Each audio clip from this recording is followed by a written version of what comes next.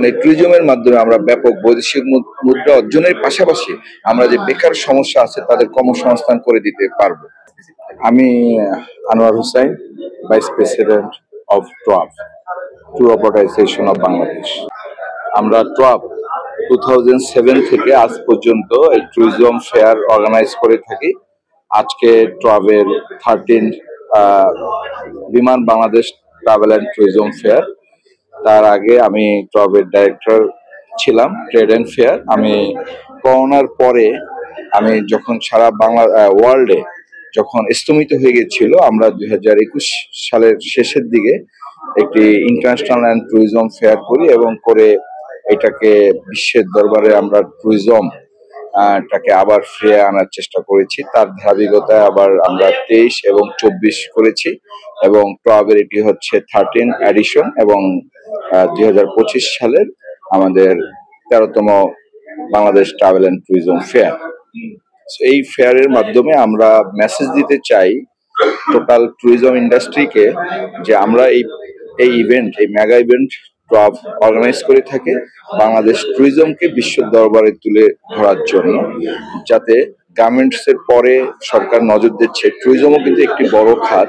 আমরা যদি এটাকে নজর দেই, এখান থেকে প্রচুর পরিমাণ রেমিটেন্স আসবে, বাংলাদেশে অর্থনৈতিকভাবে সমৃদ্ধ হবে।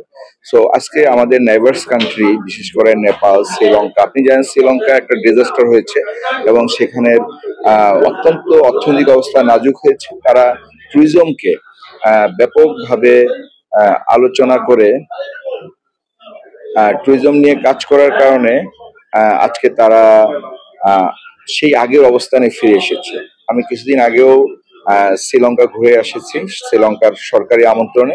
সেখানে প্রাইম মিনিস্টার আমাদের প্রোগ্রামে এসে হাজির হয়েছে। তার মানে তারা ট্যুরিজমটাকে ব্যাপক গুরুত্ব দিচ্ছে। কারণ আপনি দেখেন, আমরা দেখছি যে আমাদের এখানে আমাদেরকে সরকারি পর্যায়ে আমরা আরো ব্যাপক কনসার্ন দরকার। আমরা বেসরকারি পর্যায়ে উদ্যোগ নিচ্ছি, আমরা মানুষকে সচেতন করছি।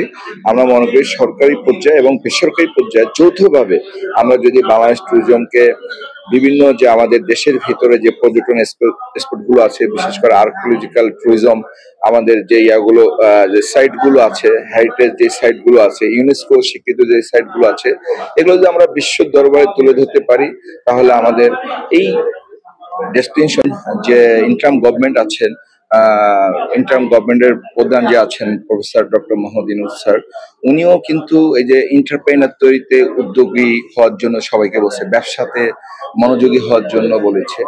আমরা ট্রাভ আজকে তরুণ প্রজন্মদেরকে আমরা ব্যবসায়িক স্পেস দিচ্ছি।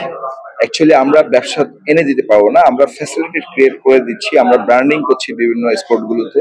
এবং আজকে আমাদের এই মেলাতে দেখাচ্ছে আমরা তরুণ বিভিন্ন ইউনিভার্সিটি স্টুডেন্টকে ইনভলভ করছি, যাতে তারা এখানে দেখে শিখতে পারে। বিশ্বের বিভিন্ন দেশ থেকে আসে। আপনি জানেন যে জাপান কখনো এখানে আসে না। আমাদের 2023 সালের মেলাতে জাপান পর্যন্ত আমাদের এখানে আসছে, জাপান এনটিও।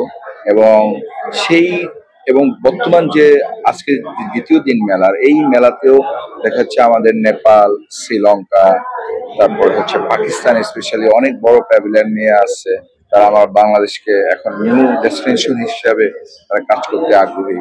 সো যারা যে ট্যুর অপারেটর গুলো আসছে বাইরে থেকে, তারা যথেষ্ট আশাজনক রেসপন্স পাচ্ছে। দেশি পর্যটক আছে, তাদেরকে বলবো যে আপনারা মেলাতে ভিজিট করুন।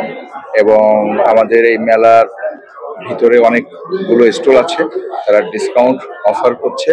এবং মেলাতে আসলে আপনি আপনার একই আমব্রেলার নিচে অনেকগুলো প্রোডাক্ট আপনি পাবেন। এখানে আপনি হোটেল পাবেন, এয়ারলাইন্স টিকিট পাবেন, প্যাকেজ পাবেন, অ্যাকোমোডেশন পাবেন।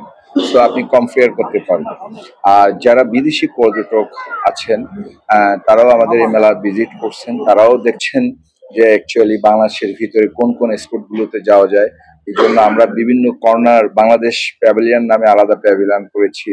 এবং আমরা বিশেষ করে হিলস, সাজেক্স এবং সুন্দরবন, কক্সবাজার সহ আমাদের পাহাড়পুর, আমাদের যে 60 গম্বুজ যে মসজিদ আছে, যে ওয়ার্ল্ড ইউনেস্কো হেরিটেজ, এগুলোকে আমরা প্রায়োরিটি লিস্টে রেখে এগুলো প্রচার প্রচারণা করছি, যারা বিদেশিরা যাতে আমাদের বাংলাদেশকে দেখে আকৃষ্ট হয়।